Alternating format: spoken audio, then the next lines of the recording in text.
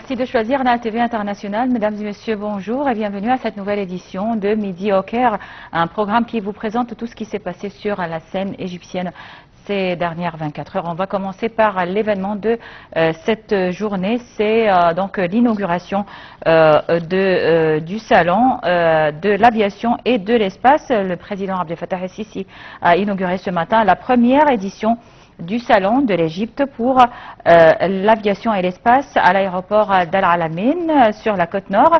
Les activités de cet événement se déroulent pendant 3 jours. Les détails dans ce compte rendu signé Shahinaz Ismail. Ouverture aujourd'hui du Salon international de l'aviation 2024 à l'aéroport de la ville d'Al Alamein du 3 au 5 septembre. Il constitue le plus grand et le plus important événement dans l'industrie de l'aviation et de l'espace. Cet événement représente une plateforme unique pour renforcer la coopération internationale dans le domaine du transport aérien en présence de nombreux experts en aviation et en espace venus du monde entier, ainsi que des dirigeants d'organisations internationales et régionales concernées par l'aviation civile.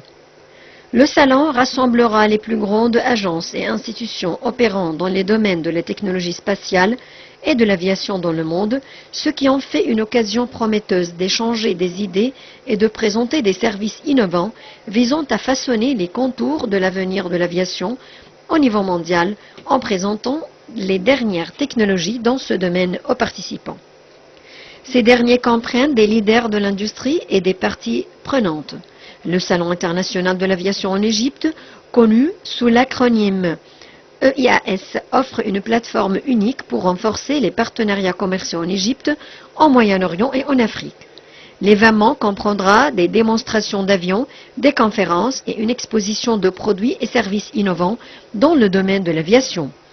Il s'agit d'une excellente opportunité de communiquer directement avec de nombreuses entreprises spécialisées dans le domaine de l'aviation, ainsi qu'avec des entreprises spécialisées dans les systèmes spatiaux. Parmi celles-ci figurent les fabricants d'avions qui conçoivent, construisent et fournissent des avions commerciaux, des jets d'affaires et des avions de loisirs, ainsi que les fabricants de moteurs qui conçoivent, construisent et fournissent des moteurs pour différents types d'avions. Les fournisseurs d'électronique aéronautique seront également présents. Ce sont des entreprises qui conçoivent, construisent et fournissent des systèmes et des composants électroniques pour les avions, tels que les systèmes de navigation, les équipements de communication et les systèmes de gestion du vol. Il y aura aussi des fabricants et des fournisseurs d'équipements et de composants aéronautiques qui conçoivent, construisent et fournissent une large gamme d'équipements et de composants aéronautiques, y compris des équipements d'atterrissage, des freins, des systèmes de carburant et des aménagements intérieurs pour les avions.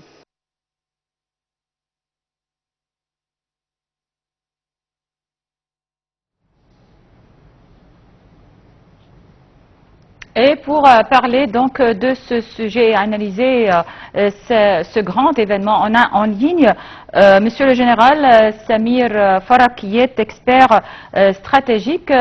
Donc l'entretien va se dérouler en arabe et notre collègue Shams Nami va assurer la traduction simultanée. سيادة اللواء سمير فرج دكتور سمير فرج خبير استراتيجي صباح الخير. صباح الخير لحضرتك وكل السادة المشاهدين. أهلا بحضرتك. اليوم هو يوم طبعا غير عادي. افتتحنا سيادة الرئيس افتتح معرض مصر الدولي première édition du salon de l'aviation. Dans sa première édition, qu'est-ce qu'il consiste cette exposition? Quelle est son importance en ce qui concerne l'armement ou bien l'industrialisation des armes en Égypte?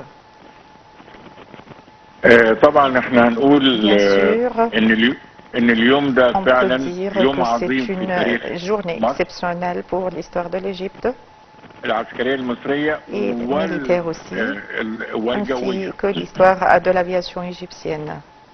ان مصر تقيم هذا المعرض على L'Égypte ارضها tient cette exposition sur son sol. C'est une chose exceptionnelle. 100 دولة Et en présence d'une centaine d'entreprises بطياراتهم et d'aviation على ارض مصر. sur le sol de l'Égypte.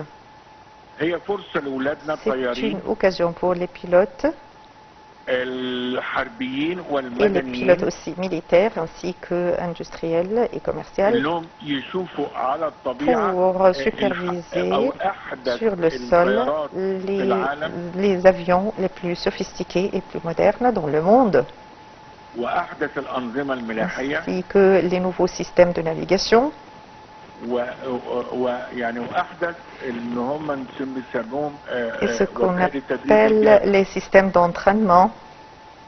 طبعا دي خطوة كبيرة C'est un très grand élan vers لأن l'avenir, العالم بيتطور car le تطور monde en كبير في entier طيران est الفضاء en vue d'évolution en matière de navigation, وخاصة الوافد الجديد et في مطار surtout في الطيران celui qui vient pour la والطيارات première الدرون fois, مسيرة ainsi الطيار. que la présence de drones dans cet aéroport.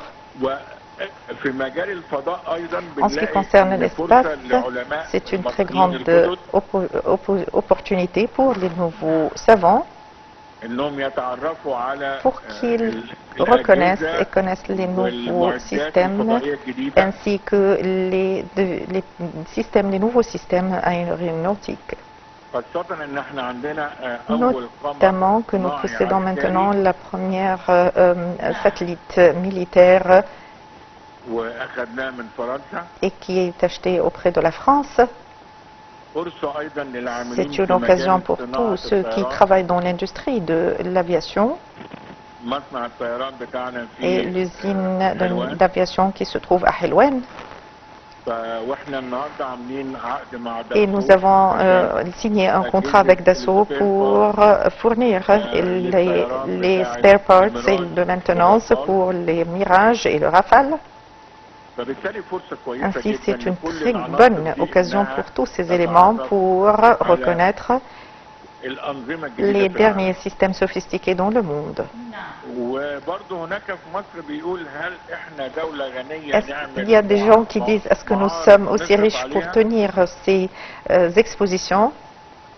لا عايزين نقول ان المعارض Nous voulons dire que ces salons attirent le tourisme et aussi un gagne-pain pour tout l'État. كل الدول دي أجرت ودفعت Tous ces الفلوس pays ont عشان déjà payé beaucoup de fonds afin de trouver un pavillon pour exposer leur entreprise. كل الناس اللي جت دي بتعمل رحلات Tous ces gens وسياحة ont وإقامة utilisé فنادق. le tourisme et les chambres et les nuitées touristiques. فلازم نتأكد إن Alors, المعارض دي on تبقى doit دخل كويس s'apercevoir que للبلد c'est un très bon projet pour l'État ومش أقل من 50 وفود من et qui a 50 دولة attiré يجوا une يحضروا. cinquantaine de délégations de la provenance de plusieurs pays ont assisté. فبتبقى فرصة Alors, c'est للسياحة une très المصرية grande opportunité pour la publicité, pour le tourisme. وبندي فكرة للناس كلها Et إن nous مصر donnons aussi آمنة une idée que مستقرة l'Égypte est, تستقبل est en pure sécurité et peut recevoir plus de touristes.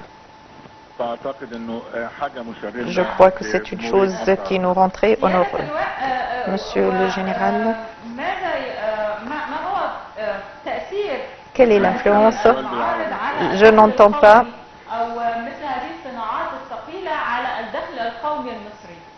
Quelle est l'influence de ces industries sur le PNB égyptien? أنا مش سامع السؤال، ما سمعتش السؤال بالعربي، اللغة الفرنسية طاغية شوية. نعم، أكرر السؤال. كنت أسأل عن تأثير أو إيجابيات هذه المعارض مثل هذه المعارض على الدخل القومي المصري أو تأثير هذه الصناعات الثقيلة على الدخل القومي المصري. Quel est le fruit de ces industries sur le produit national brut et notamment ces industries lourdes? C'est une très bonne occasion pour l'Égypte ainsi que tous ceux qui travaillent dans l'industrie et l'espace ainsi que l'aviation pour reconnaître toutes les nouveautés. C'est une industrie qui est en constant développement. Vous avez vu les drones qui étaient 2 ans auparavant étaient moins sophistiqués que maintenant. Et maintenant, les guerres en Ukraine, en Russie, ont eu un impact de développement sur ces drones. C'est pour cela qu'on témoigne les systèmes les plus sophistiqués et on peut aussi acheter ces systèmes parce que tout le monde essaye de faire une exhibition devant vous. Nous ne sommes pas les seuls, tous les autres pays qui viennent pour superviser et voir et acheter parce que les salons sont les meilleures occasions pour présenter ces industries. سيادة اللواء سمير فرج خبير استراتيجي تعلمون طبعا ما يحدث في الحرب على غزة أو من تداعيات هذه الحرب وتصريحات إسرائيلية مستفزة للجانب المصري. ماذا سيكون تأثير إقامة مثل هذا المعرض وما هي الرسالة الموجهة للجانب الآخر الجانب الإسرائيلي؟ ماذا ستكون الرسالة الموجهة من خلال تنظيم مثل هذه المعارض؟ Quel est le message qui est apporté pour... Et vous savez qu'il y a maintenant la guerre entre la guerre qui est à Gaza. Ce message est très fort en ce qui concerne la matière d'aviation et d'espace. Comme vous savez que les forces de l'air ont un très grand impact sur les répercussions de la guerre et comme on a vu en Russie et en Ukraine ainsi que la guerre à Gaza. Si Israël voit que l'Égypte tient de telles expositions et développe ses aéroports et sa force industrielle de l'aviation, c'est une opération répressive et préventive parce que vous donnez une image préventive et que vous possédez une force qui peut, au moment propice, être très préparée et disposée afin de répondre à toute agression. Monsieur le général Samir Farag, ma dernière question, quelle est votre évaluation générale pour ce salon et est-ce qu'il peut faire une compétition, entrer en compétition avec les autres salons internationaux?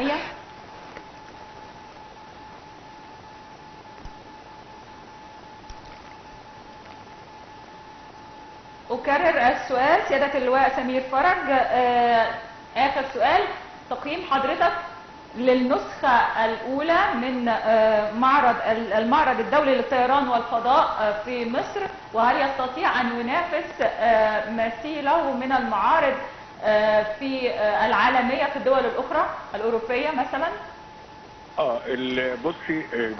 Oui, bien sûr, le salon d'armes ou d'aviation comporte plusieurs impacts et notamment les bénéficiaires, mais si on parle d'une centaine d'États, alors nous avons accédé à l'internationalisme. Lorsque j'étais un petit soldat à Londres, j'ai assisté à un salon.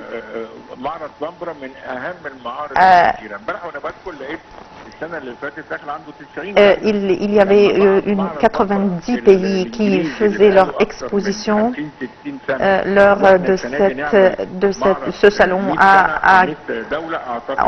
en Grande-Bretagne et nous maintenant nous avons fait la visite de une centaine d'États, alors c'est un très grand acquis.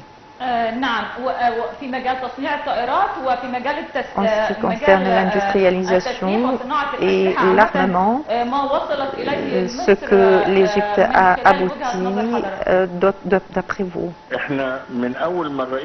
Depuis l'accession du président Sisi, alors il donne un très grand coup d'élan pour l'industrialisation de l'armement. Si on dépend toujours de la fourniture de l'exportation, alors au moment de guerre, on aurait beaucoup de problèmes. C'est pour cela qu'il essaye de rénover toutes les usines. Et c'est pour cela qu'il a donné une nouvelle grade au général Al-Assar parce qu'il a modernisé les usines qui ont été fondées lors de Gamal Abdel Nasser. Et nous avons eu beaucoup d'accords, notamment avec Dassault, pour l'industrialisation et la fabrication des avions de Mirage. Nous sommes très devancés dans cette matière.